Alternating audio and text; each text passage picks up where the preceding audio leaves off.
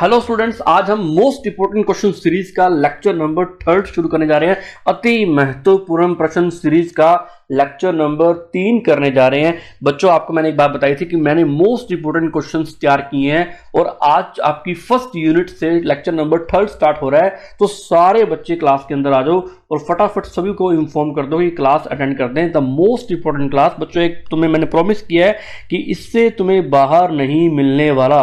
तो सारे बच्चे आ जाओ फटाफट। आपको बताया कि लेक्चर नंबर 1 के अंदर मैं question number 1, question number 2, question number 3 and question number 4 करवा चुका हूं।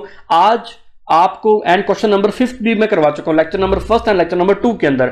आज आपको मैं लेक्चर नंबर 3 करवाने जा रहा हूं। बच्चों, एक बात तुम्हें और बता दूं, मैंने इसकी प्लेलिस्ट भी तैयार कर दी है। आज जो लेक्चर नंबर 3 आपका स्टार्ट होने जा रहा है वो आपकी प्लेलिस्ट में ऐड हो चुका है। BSc third year and BSc BEd third year. बच्चों, बीएससी बीएड वालों को बता दूं, बीएससी बीएड वालों का एग्जाम लेट होगा बीएससी थर्ड ईयर वालों से, जो नॉर्मल बीएससी है। आप बीएससी थर्ड ईयर वालों का जो पेपर होगा ना, उससे मैच करना कि आपको कितने क्वेश्चंस मिल रहे हैं एग्जाम के अंदर। तो आपको बहुत बढ़िया कंटेंट अवेलेबल करवाया जा रहा है, हिंदी मीडियम में अलग, इंग्लिश मीडियम में अलग। तो सारे बच्चे ये क्लास को अटेंड करो। आपको सिर्फ क्लास करनी है, आपको सिर्फ समझना है प्रॉपरली, आपको हाथों हाथ वो चीज याद हो जाएगी।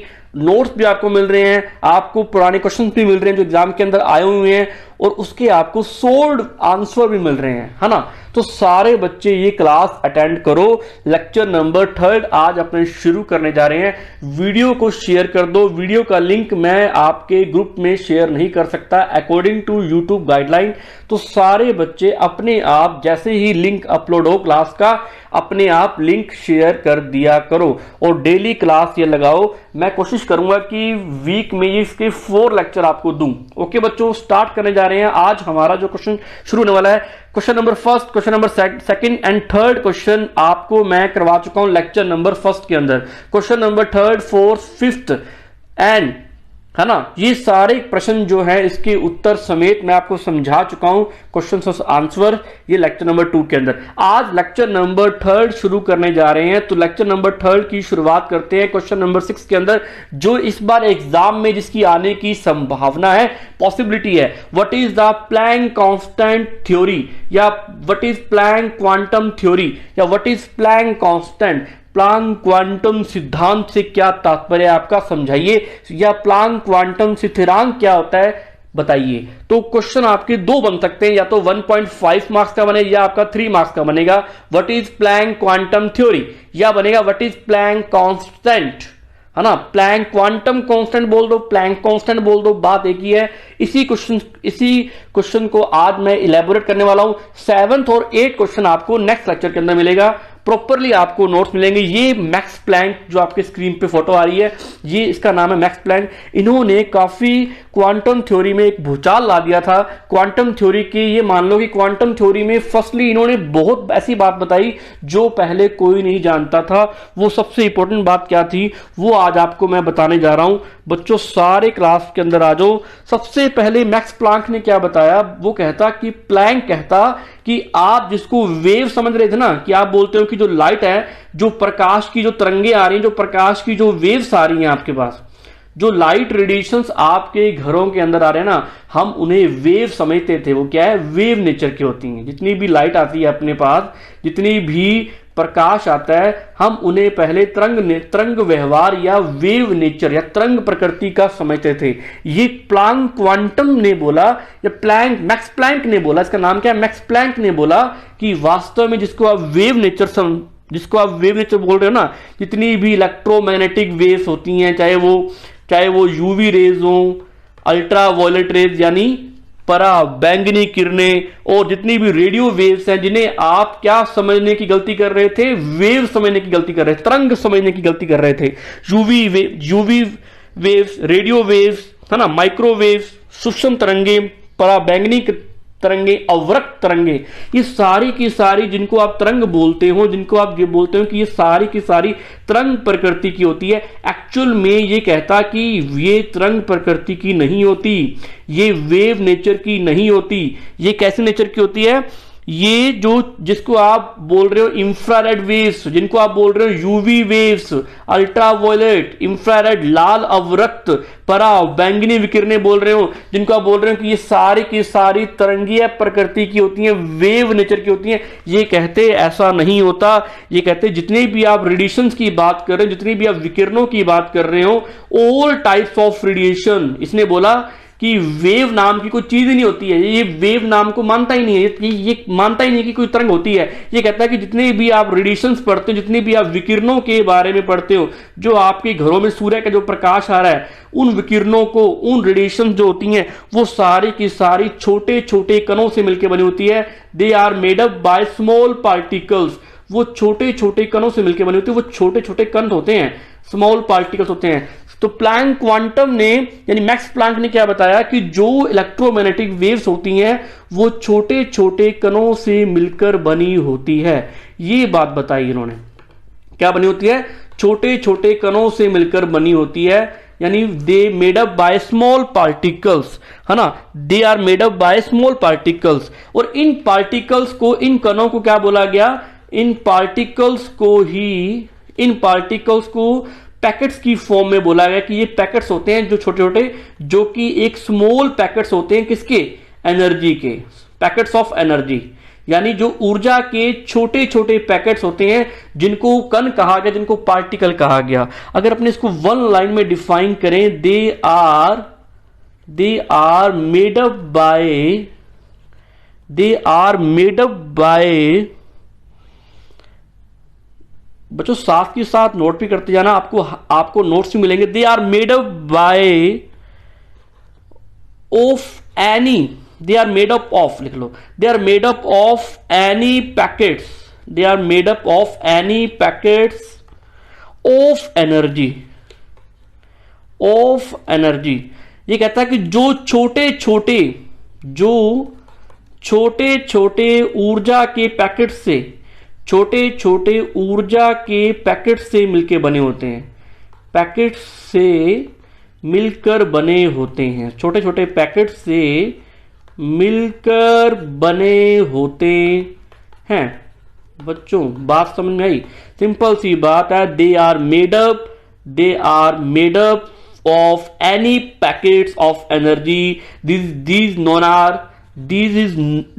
इज नोन एज पार्टिकल्स, इन्हें कणों के नाम से जाना गया। ये कहता है कि कोई भी इलेक्ट्रोमैग्नेटिक जो भी तरंगें आ रही हैं, जो तरंग नहीं है एक्चुअल में, जो भी विकिरणें आ रही, जो भी रेडिएशन आ रहे हैं, वो क्या है? पार्टिकल्स हैं। ये बात बताई। वो कहते हैं आप वेव समझने की गलती कर रहे हो। तो मीन इसने लाइट को, प्रकाश को क्या कहा कि जो प्रकाश होता है, जो सूर्य का प्रकाश होता है, वो पार्टिकल्स नेचर का होता है, ना कि वेव नेचर का। इसे बात ये बोली, है ना। तो लाइट क्या है? एक पार्टिकल, जिसका नेम क्या है? लाइट क्या है? एक प्रकार की पार्टिकल, जिसको नेम क्या दिया इसने? इन पार्टिकल्स को नेम क्या दिया?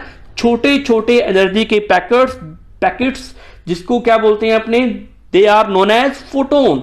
उसको फोटोन के नाम से जाना जाता है, या उनको क्वांटा के नाम से जाना जाता है। क्वांटा वर्ड का मतलब होता है स्मॉल पैकेट्स ऑफ एनर्जी, यानी छोटे छोटे ऊर्जा के पैकेट्स को बोलते हैं क्वांटा, फोटोन बोलते हैं। तो उनको हम फोटोन के नाम से जानते हैं। यहीं से नाम पड़ा फोटोन, और यहीं से नाम पड़ा क्वांटा, यहीं से क्वांटम मैकेनिक्स आई, और यहीं से क्वांटम थ्योरी की स्टार्ट हुई मैक्स प्लैंक से। बच्चों मेरी बात समझ में आई? तो ये पार्टिकल्स है। तो इसने क्या बोला? तो यह थ्योरी ये कहती है कि इन्होंने ये भी बताया कि जो लाइट के पार्टिकल होते हैं, जितने भी ये लाइट के पार्टिकल्स हैं ना, उनमें एक फिक्स अमाउंट ऑफ एनर्जी भी होती है। जितने भी लाइट के पार्टिकल्स होते हैं उनमें एक फिक्स अमाउंट ऑफ एनर्जी होती है, इसको ई से रिप्रेजेंट करते हैं। और इस एनर्जी की वैल्यू क्या होती है?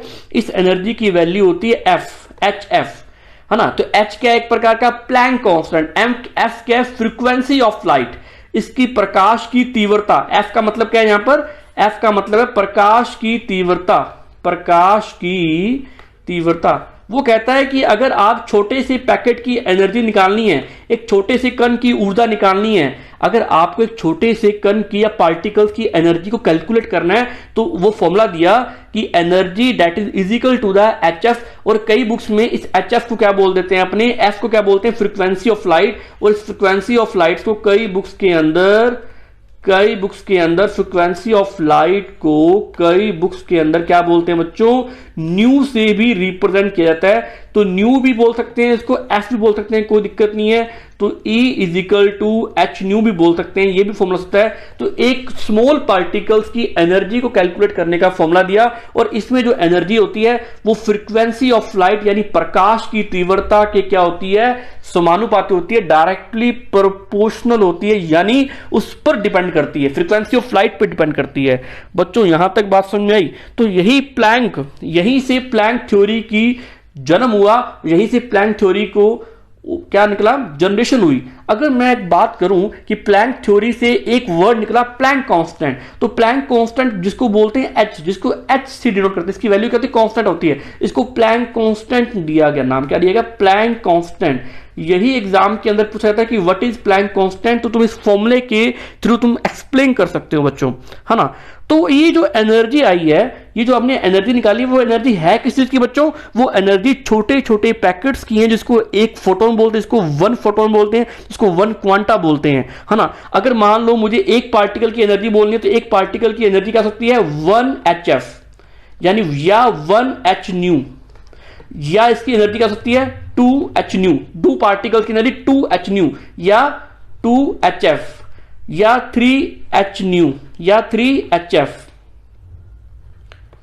तो इस तरीके से मतलब कहने का मतलब कि इसकी वैल्यू फ्रैक्शन में नहीं होगी, भिन्नात्मक रूप में नहीं होगी, यानी आप ये नहीं बोल सकते कि इसकी वैल्यू 1.5hf, या इसकी वैल्यू आप ये नहीं बोल सकते कि 1.6h न्यू, तो ऐसे आप नहीं बोल सकते। इसकी वैल्यू फ्रैक्शन में नहीं होगी, और इसकी जो एनर्जी है वो फ्रीक्वेंसी ऑफ लाइट पर डिपेंड करती है, यानी प्रकाश की तीव्रता पर निर्भर करती है, जिसको न्यू से रिप्रेजेंट करते हैं, या इसको अपनी एफ से रिप्रेजेंट करते हैं। बच्चों बात समझ आई?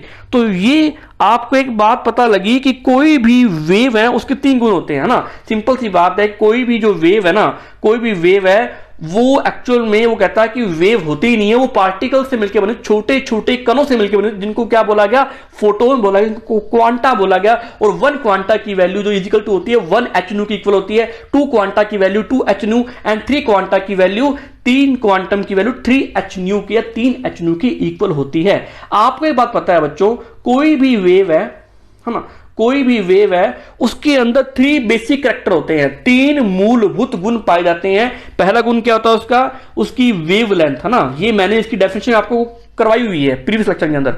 तो लैम्डा बोलते हैं वेवलेंथ को, लैम्डा किसको बोलते हैं, तरंग दैर्ध्य यानी तरंग लंबाई को। 3 कैरेक्टर होते हैं उसके बेसिकली। एफ क्या होती है, उसकी फ्रीक्वेंसी होती है, फ्रीक्वेंसी ऑफ लाइट, यानी प्रकाश की तीव्रता, क्या बोलते हैं उसको, प्रकाश की तीव्रता। और एक होती है अपना v, velocity of light. 3 basic character होते हैं किसी भी तरंग के, किसी भी वेव के। वेलोसिटी ऑफ लाइट का मतलब होता है प्रकाश की वेग, प्रकाश का वेग, यानी वेलोसिटी ऑफ लाइट मतलब प्रकाश का वेग या तरंग का वेग, velocity of wave, frequency of light यानी प्रकाश की तीव्रता, और लैम्डा क्या होती है, वेवलेंथ। हम एक प्रकाशीय तरंग की बात कर रहे हैं, हम एक लाइट वेव की बात कर रहे हैं, है ना। अगर मैं इसका रिलेशन निकालूं, इन तीनों का आपस में एक रिलेशन निकालूं, तो क्या लिखा जाता है, velocity is equal to f यानी फ्रीक्वेंसी लैम्डा, है ना। इसको आप ऐसे भी लिख सकते हो, न्यू लैम्डा, है ना। v is equal to nu lambda भी आप लिख सकते हो। किसी भी वेव के लिए ये रिलेशन कॉमन रिलेशन होता है, जो आपको पता है, जो पहले भी करवाया हुआ है ना। तो जो पहले भी आपको करवाया हुआ, तो यहां पर v क्या है बच्चों, प्रकाश का v क्या है, मतलब एक तरंग का वेग, न्यू क्या है, तरंग की तीव्रता, लैम्डा का मतलब क्या है, तरंग दैर्ध्य या तरंग लंबाई। यहां से हम इसको ये भी लिख सकते हैं कि nu is equal to v upon lambda, v upon lambda, है ना। अब हम अगर बात करें इलेक्ट्रोमैग्नेटिक वेव की बात करें, तो इलेक्ट्रोमैग्नेटिक वेव्स के अंदर लाइट वेव भी आती हैं, यूवी वेव्स भी आती हैं, तो कई प्रकार की वेव्स आती हैं, है ना। ये फॉर्मूला आप बच्चों लिख लो इसको, फिर मैं आगे डिफाइन करने जा रहा हूं आपको पता है ये बात कि बहुत तरह की वेव्स होती हैं, बहुत तरह की वेव्स होती हैं। जैसे कि आप अभी अपने एक फॉर्मूला निकाला, क्या फॉर्मूला निकाला बच्चों, nu is equal to v upon lambda. We know that electromagnetic waves जो होती हैं, इलेक्ट्रोमैग्नेटिक वेव्स जो होती है ना, विद्युत चुंबकीय तरंगे कई प्रकार की होती है, जैसे लाइट रेज यानी प्रकाश की तरंगे, यूवी रेज यानी परा बैंगनी विकिरणें, IR यानी लाल अवरक्त विकिरणें, रेडियो वेव्स यानी रेडियो तरंगे, माइक्रोवेव यानी सूक्ष्म तरंगे, तो कई प्रकार की तरंगे होती हैं। अगर हम इनकी स्पीड ऑफ लाइट को देखें, अगर हम इसकी स्पीड को मेजर करें तो इनकी स्पीड हमेशा जो होती है ना, वो प्रकाश के वेग यानी स्पीड ऑफ, इसकी जो स्पीड ऑफ लाइट होती है, वो जो प्रकाश की स्पीड होती है उसको हम c से रिप्रेजेंट करते हैं। अगर मैं तरंग की गति से इसको रिप्लेस कर दूं तो फॉर्मूला क्या आएगा, nu is equal to c upon lambda, है ना। न्यू इज इक्वल टू क्या आएगा, c upon lambda, c upon lambda आ गया। तो इसे हम ऐसे लिखते हैं। हमने एक इक्वेशन निकाली थी कि एनर्जी निकालने के लिए किसी भी पार्टिकल के लिए फॉर्मूला क्या होता है, एच न्यू, है ना। तो यहां पर मैं न्यू की वैल्यू रिप्लेस कर दूंगा तो फाइनली हमारे पास इक्वेशन क्या निकल के आती है, रिलेशन क्या निकल के आता है, h E is equal to h c upon lambda. ये हमारे पास एक फाइनलाइज इक्वेशन निकल के आ जाता है जो हमें प्लैंक, मैक्स प्लैंक ने बताया। और यही प्लैंक क्वांटम थ्योरी थी कि प्लैंक क्वांटम ने ये बात क्या बोली, प्लैंक क्वांटम ने एक बात समझाई कि कोई भी वेव नहीं होती है, कोई भी जो प्रकाश की जो विकिरणें आ रही, जो लाइट रेडिएशन आ रही है, वो एक प्रकार का पार्टिकल है, पार्टिकल है। तो एक्चुअल में फिर हम कंफ्यूज हो गए कि फिर ये वेव हमें क्यों पढ़ाया गया, हमें ये पार्टिकल ही पढ़ना था। जब मैक्स प्लैंक ने ये बोला कि ये जब ये ओनली पार्टिकल है तो एक्चुअल में ये बात सही नहीं है। एक्चुअल में कोई भी वेव, बच्चों हमारा ये टॉपिक पूरा हो चुका है। E is equal to h c upon lambda, value निकल के आ गई और इसको इक्वेशन में कर दो बंद, बॉक्स में कर दो बंद, उसको कर लो नोट। ये बात बताई मैक्स प्लैंक ने। मैक्स प्लैंक ने हमें एक्सप्लेन किया कि हाउ टू एक्सप्लेन, क्या एक्सप्लेन किया उन्होंने, कि ये समझाया कि कोई भी लाइट, जो भी प्रकाश की विकिरणें होती, जितनी भी all types of radiations, electromagnetic waves, light waves या कोई भी यूवी, आईआर, ये सभी की सभी कणीय व्यवहार दर्शाते हैं, पार्टिकल नेचर दर्शाते हैं। और हर पार्टिकल कोई ना कोई ऊर्जा होती है, एनर्जी होती है। वो एनर्जी निकालने का फॉर्मूला क्या था, E is equal to h nu. और H का मतलब क्या होता है, प्लैंक कांस्टेंट। और H की वैल्यू क्या होती है बच्चों, जो सबसे इंपॉर्टेंट है, वो H की वैल्यू क्या होती है, H की वैल्यू जो होती है 6.626 approximately 10 to the power -34 joule per second, है ना, जूल सेकेंड, जूल सेकेंड। ये इसकी क्या होती है, अप्रोक्सीमेट वैल्यू होती है बच्चों, इसको नोट कर लो। ये हमारा प्लैंक कांस्टेंट है जिसकी ये वैल्यू होती है। तो लाइट एक्चुअल में है क्या फिर, तो लाइट बच्चों इसने बताया कि ये पार्टिकल नेचर की है। कुछ कुछ जगह हम क्या पढ़ते हैं कि ये पार्टिकल नेचर की है, कई जगह ये क्या करती है, कैसा बिहेव करती है, पार्टिकल की तरह बिहेव करती है। और कई कई जगह ये बच्चों वेव की तरह भी बिहेव करती है। उसके बाद आया मैक्स प्लैंक के बाद आया डी ब्रोए। डी ब्रोए को अपने क्या बोलते हैं, डी ब्रोगली भी कहते हैं, लेकिन इसका एक्चुअल में नेम क्या है, एक्चुअल में इसका प्रोनाउंसिएशन क्या होगा, डी ब्रोए।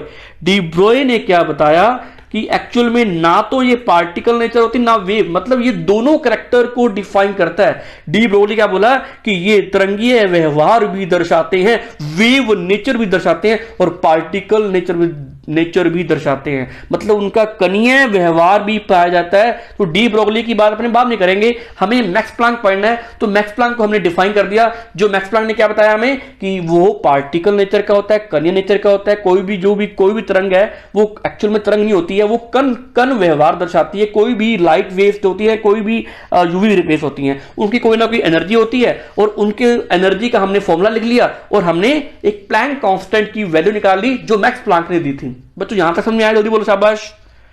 यहां तक आपको एग्जाम में लिख के आना है। आगे आपको नोट्स मिल रहे हैं दोनों के दोनों, मैं नोट्स आपको इलेबोरेट कर रहा हूं अकॉर्डिंग टू मैक्स क्वांटम सिद्धांत या मैक्स प्लैंक क्वांटम थ्योरी, यानी मैक्स क्वांटम थ्योरी या quantum constant, Planck constant. How to explain, चलो बच्चों, quantum theory of light until the 19th century, according to Newton theory, light was considered as a wave।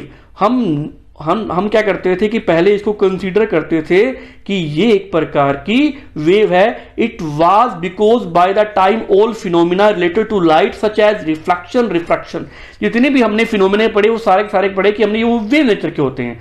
लेकिन but after the many phenomena of light such as photoelectric effect, black body radiation cannot be interpreted as assuming that light is in the from a wave। मतलब ये wave की तरह behave नहीं करता in this photoelectric effect phenomena and black body radiation phenomena।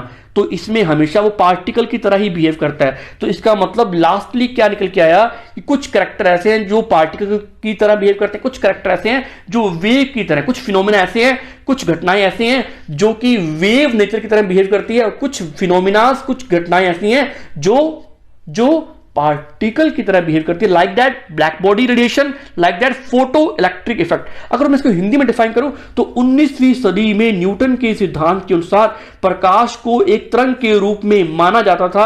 इसका कारण था कि उस समय तक प्रकाश से संबंधित घटनाएं, सभी घटनाएं परावर्तन, अपवर्तन आदि की व्याख्या यह मानकर की जाती थी कि प्रकाश एक तरंग के रूप में होता है। लेकिन उसके बाद प्रकाश की कई घटनाएं जैसे फोटो इलेक्ट्रिक प्रभाव, प्रकाश विद्युत प्रभाव, ब्लैक बॉडी रेडिएशन, है ना, आदि की व्याख्या यह मानकर नहीं की जा सकती कि प्रकाश एक तरंग के रूप में होता है। बिल्कुल सही बात की। After seeing this German physicist Max Planck conducted many experiments, and based on the conclusion of this many experiments he proposed the quantum theory for light in 1900 century या 1900 में दिया इसने। Max Planck stated in this quantum theory that from a source, क्या बताया इसने, the emission of light is not continuous but the emission of light is in the form of small bundles of energy, small packets of energy.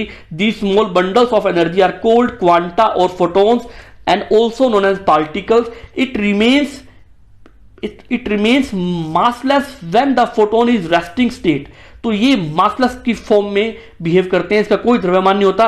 But when the photon quanta moves the both mass and energy are contained in. जब ये rest form में होता है तो कोई मास नहीं होता, लेकिन जैसे ही ये मोशन की फॉर्म में आते हैं तो इनके अंदर मास भी आ जाता है और इनके अंदर मोशन भी आ जाता है, वेलोसिटी भी आ जाती है। तो यह देखने के बाद जर्मनी के भौतिक वैज्ञानिक मैक्स प्लांक ने कई प्रयोग किए। कई प्रयोगों के निष्कर्ष के आधार पर 1900 ईस्वी में प्रकाश के लिए क्वांटम सिद्धांत का प्रतिपादन किया। मैक्स प्लांक ने अपने क्वांटम सिद्धांत में यह बताया कि किसी स्रोत से प्रकाश का उत्सर्जन सतत ना होकर के प्रकाश का उत्सर्जन छोटे छोटे बंडल्स के रूप में, छोटे छोटे पैकेट्स के रूप में होता है, जिसको अपने क्या बोलते हैं, क्वांटा बोलते हैं। क्वांटा या फोटोन कहा जाता है। फोटोन जब विरामावस्था में होता है तो द्रव्यमान रहित होता है या हीन होता है, लेकिन जब फोटोन गति करता है तो इसमें द्रव्यमान और ऊर्जा दोनों निहित रहते हैं। ये क्वांटम थ्योरी है बच्चों, उसको नोट कर लो और यही अपने एग्जाम के अंदर लिख के आना है। आगे बताया कि the energy of each photon is expressed by the following formula. Energy of photon is E that is equal to h nu,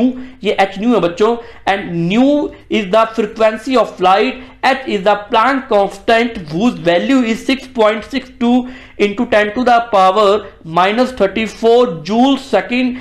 अगर मैं बात करूं CGS की पद्धति में, अगर मैं बात करूं CGS मेथड में, तो इसका फॉर्मूला क्या होता है, इसका मात्रक क्या होता है, इसकी यूनिट क्या होती है, इसकी वैल्यू क्या होती है, 6.626 into 10 to the power minus 29 erg seconds, है ना, अर्ग सेकेंड्स, ये वैल्यू होती है इसकी। अगर मैं हिंदी में डिफाइन करूं, प्रत्येक फोटोन की ऊर्जा को निम्न सूत्र द्वारा प्रदर्शित किया जाता है।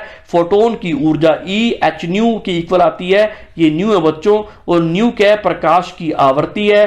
H प्लांक नियतांक कहते हैं, इसका मान क्या होता है, H को प्लांक नियतांक कहते हैं, जो एग्जाम में क्वेश्चन पक्का पूछा जाता है। 6.626 10 to the power minus 34 joule second. अगर मैं बात करूं सीजीएस पद्धति में, बात करूं तो 6.626 into 10 to the power minus 29 erg second होती है। ये निशान ऐसे आएगा। तो ये हमारी क्वांटम थ्योरी कंप्लीट हुई बच्चों, ये हमारी क्वांटम थ्योरी हुई। The photon of quantum is considered the smallest form of energy, सबसे smallest form of energy. The value of the energy is in the form of quanta और the absolute multiples of the photons, इसकी value absolute होगी। That is value of energy 1 h nu, 2 h nu, 3 h nu is just like that. Its fractional value is not possible, आपको इसकी value फ्रैक्शनली मिलेगी। आप ये नहीं बोल सकते कि 1.5 h न्यू, 1.6 h न्यू, ये बात गलत हो जाएगी बच्चों। इसकी वैल्यू एक फिक्स क्वांटाइज होती है, एक छोटे छोटे पैकेट्स के रूप में होती है, 1 packet, 2 packet, 3 packets and 4 packets. तो फोटोन या क्वांटम को ऊर्जा का सबसे छोटा रूप माना जाता है और ऊर्जा का मान क्वांटा या फोटोन के रूप के गुणज के रूप में होता है और ऊर्जा का मान सदैव 1 h nu, 2 h new O3H ऐसा ही संभव होगा, इसका भिन्नात्मक मान कभी भी संभव नहीं होगा।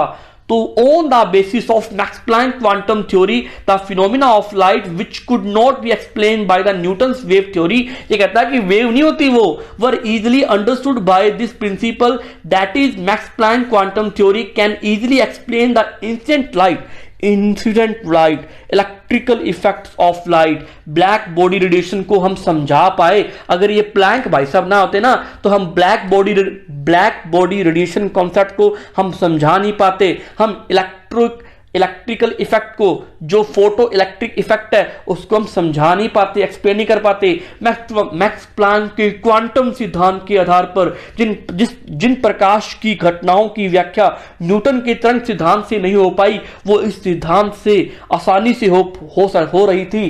अर्थात मैक्स प्लैंक का क्वांटम सिद्धांत प्रकाश की घटना, प्रकाश दुष्प्रभाव, ब्लैक बॉडी रेडिएशन, विकिरणें को सरलता पूर्वक समझा पाया। यही मैक्स प्लैंक क्वांटम थ्योरी है, जिसने क्या बताया कि एक लाइट, जितने भी प्रकाश की तरंगे हैं, जितनी भी प्रकाश की विकिरणें हैं, all types of light radiations particle behave करती है। कैसा बिहेव करती है? कणीय व्यवहार करती है। तो बच्चों जल्दी बोलो, सारी बात समझ में आई? तो ये हमारा आज मोस्ट इंपोर्टेंट क्वेश्चन हुआ जो एग्जाम में पक्का आपको मिलने वाला। बच्चों आप एग्जाम में देखना, आपको 1.5 मार्क्स का या 3 मार्क्स का प्लैंक क्वांटम थ्योरी या प्लैंक क्वांटम कांस्टेंट याद रखना बच्चों, आपको मिलेगा। जितने क्वेश्चन आपको दे रहा हूं उसमें से क्वेश्चन पक्का आएंगे बच्चों। तो ये हमारा 6 नंबर क्वेश्चन कंप्लीट हुआ, और कल हम करेंगे 7 और 8 नंबर क्वेश्चन करेंगे। स्टीफन का नियम या स्टीफन लॉ पढ़ेंगे, एंड शून्य बिंदु ऊर्जा यानी what is zero point of energy, what is mean by zero point of energy के बारे में कल पढ़ेंगे। ये ज्यादा से ज्यादा ये वीडियो लेक्चर शेयर कर दो सभी को। ओके बच्चों, कोई डाउट हो आप मुझसे पूछ सकते हो, कोई भी आपका टॉपिक होगा सब इसमें कवर हो जाएंगे बच्चों, और इससे बाहर नहीं आने वाला। बाय बच्चों, थैंक यू, मिलते हैं कल अपने